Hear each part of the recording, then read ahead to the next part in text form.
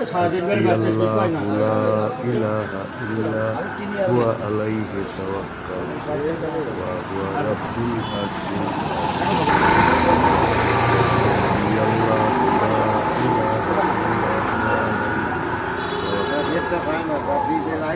رب العرش العظيم سبحان হযরত আলী রাদিয়াল্লাহু তাআলা আনহু জামে মসজিদের আজকের এই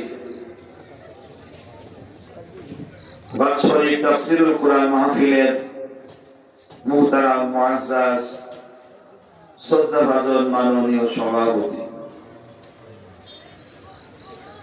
আমাদের সকলের শ্রদ্ধাভাজন বড় ভাই, ইতালি প্রবাসী আমারও বড় ভাই জনাব মোহাম্মদ, ইংল্যান্ড প্রবাসী জনাব মুমিনুল ইসলাম সাহেব, আজকের এই মাহফিলের অতিথিবৃন্দ, প্রধান বক্তা, আমাদের সকলের একান্ত শ্রদ্ধাভাজন ব্যক্তিত্ব, পাবনা জেলার গৌরব আল্লামা হযরত মাওলানা বাকি বিল্লাহ সাহেব, আজকের এই মাহফিলের অন্যতম বক্তা, বনগ্রাম বাজার কেন্দ্র জামে মসজিদের সম্মানিত খতিব, উদীয়মান তরুণ বক্তা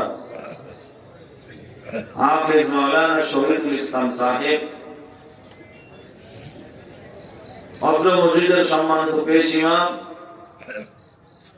আজকের এই মাহফিলের অন্যতম বক্তা হযরত মাওলানা মহিউদ্দিন সাহেব, অন্যান্য অতিথিবৃন্দ, ওলামায়ে কেরাম, পরম শ্রদ্ধেয় মুরব্বিয়ানে কেরাম, প্রাণের যুবকেরা, স্নেহের প্রতিকাশারা, পর্দার অন্তরে অবস্থানরত মা ও বোনেরা, আমরা সকলেই মিলে ওই মহান আল্লাহ সুবহানাহু ওয়া তাআলার দরবারে কালেমাতুশ শুকর আদায় করি, যিনি আসমান এবং জমিনের মালিক,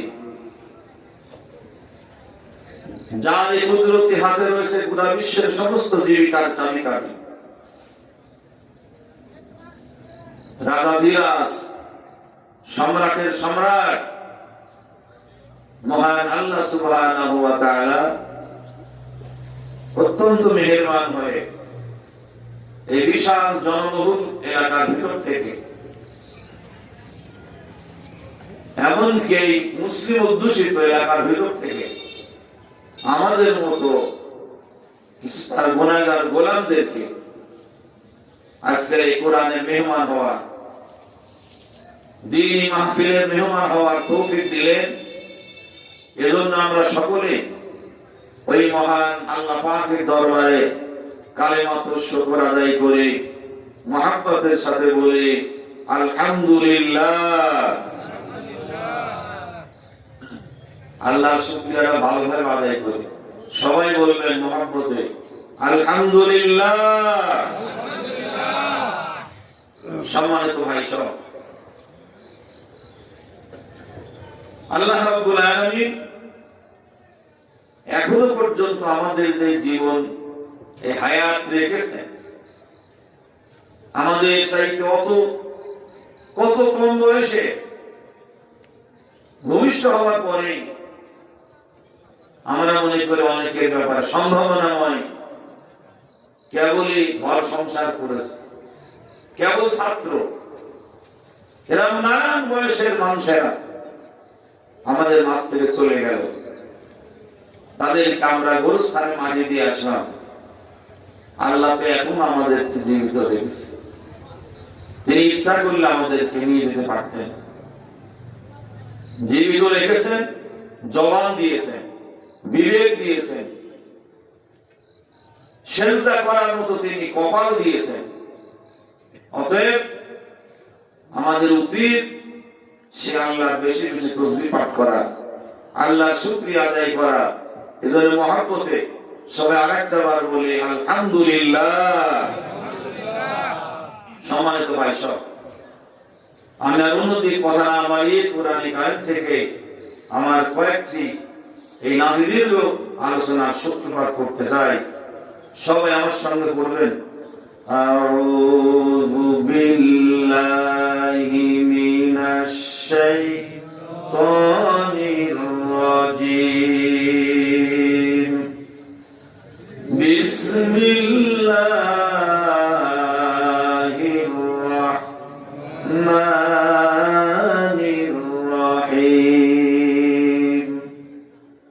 হুয়াল্লাযী আরসালা রাসূলাহু বিল হুদা ওয়া দীনিল হক লিইয়ুযহিরাহু আলা দ্দীনি কুল্লি ওয়ালাউ কারিহাল মুশরিকুন। সাদাকাল্লাহুল মাওলানাল আযীম। ইরশাদ হচ্ছে, হুয়াল্লাযী, তিনি সেই মহান সত্তা আল্লাহ, যিনি, সেই মহান সত্তা কে? তো মহব্বতে বলে কে? জবানটা খুলে নেয়, যত সময় মাহফিলে থাকি একটু বলবেন, তিনি সেই মহান সত্তা, তিনি কে? আরসালা, পাঠিয়েছেন তিনি, রাসূলাহু, তার রাসূলকে, বিল হুদা, হেদায়েত সহ। হেদায়েত সহ মানে এই কোরআন। কোরআনে কারিমে অনেকগুলি নাম আছে, আল কোরআন, আল ফুরকান, আশ শিফা, আল যিকির।